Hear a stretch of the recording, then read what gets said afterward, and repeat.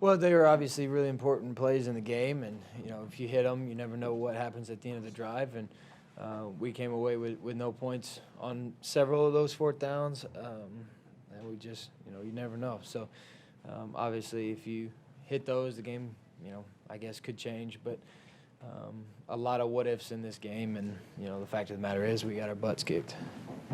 You said what ifs. Do you feel like maybe you kind of shot yourself in the foot a little bit today? I guess with the turnover on downs especially and how they converted. Yeah, we definitely would have liked to change some of those plays. Definitely wish a few of them went in our favor. But, I mean, I guess, like I said, we just got to, hit some of those plays, and you never know what happens in the game. But, we just got to execute better.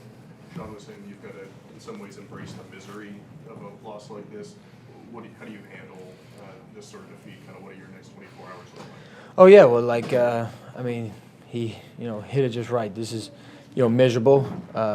It's no fun. You never want to lose games like this. You never want to lose, period. But obviously that's inevitable sometimes, but you don't want to lose like this. So it is miserable, and we do have to face it, because there's you either sit there and you point the finger at somebody else, or you sit there and you take ownership of it. And the only way to get over it and not be in this situation anymore and not, continue to find ways to improve is to, look internal. And, that's what we're going to do. And, starting with ourselves and starting with me. So, there's a few different things you can do, but it's just a more important and I think more valuable decision to just say, you know what, I as an individual got to get better. And, it starts with each person, and then eventually, you start changing games like this.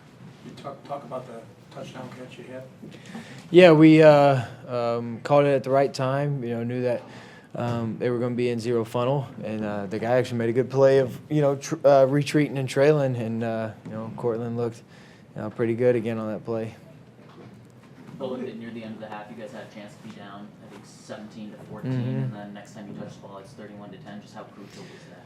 Yeah, that's tough. That before half, the that penalty on a touchdown, that's deflating for a drive, and then they hats off to them. They executed better on offense than we did, and they made plays when it mattered, and they were explosive. So we got to continue to do that, and overall that is one of those points in the game that sometimes doesn't go in your favor, and I think we just got to, as an offense at least, we got to stop the bleeding with points sooner than we did.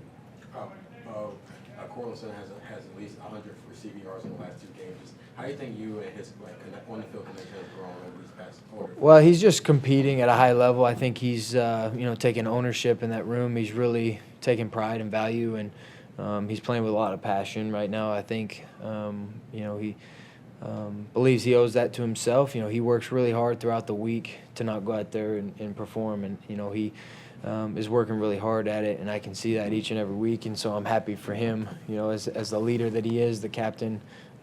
He's holding up his end, and I respect that out of him. People forget how young this team still is, not excuse to fact.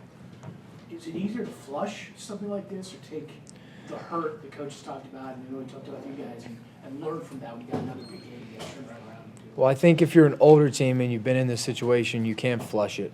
So I think as a younger team with not as much experience, you kind of have to take it like it is and learn from it and grow from it, because you don't want to be back in this situation. So you kind of accept the pain and accept the reality that, we didn't get it done today. And as a young team, we got to find ways to not let this happen again. So I think as an older team, with guys that have been around a long time, they're able to just flush it, move on to the next and go play. But I think we really got to look at this and see why it happened, and try to fix our mistakes so that it doesn't happen to us again, or we'll be right back in the same situation.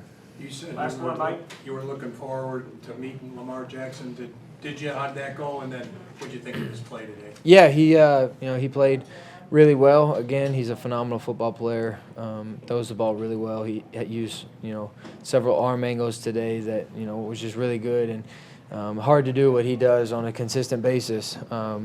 He missed some practice this week and came out and looked very sharp. So props to him. He's a phenomenal player. That's why he's got all the accolades that he does. And was able to see him for a brief time after the game, and it's just a mutual respect. We've both been in each other's shoes. We understand what it's like to navigate the craziness, and I just think it's special to be able to share a field with a guy like that, and hopefully there's many more.